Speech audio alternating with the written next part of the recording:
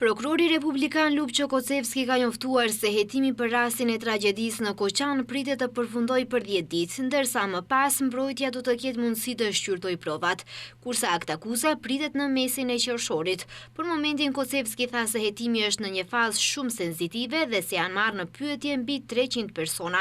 Ai theksoi se puna është ende duke u zhvilluar për të mbledhur prova të reja dhe se nëse prokurorët publik zbulojnë momente të reja, hetimi do të zgjerohet. Duke pasur parasysh se bëhet fjalë për një rast kompleks, për momentin hetimi është në një fazë shumë të ndjeshme. Prokurorët po punojnë sipas dinamikës së përcaktuar dhe shpresoj se për 10 ditë do të përfundojë hetimi, me çka më pas mbrojtja do të ketë mundësi të shqyrtojë provat dhe diku në mesin e qershorit pritet aktakuza e prokurorisë. Në zjarrin që ndodhi më 16 mars në diskotekën Puls në Koçan, po atë ditë jetën e humbën 59 persona, ndërsa më 4, 7 dhe 17 prill ndërruan një dhe 3 persona të tjerë, duke e quar numrin total të viktimave në 62.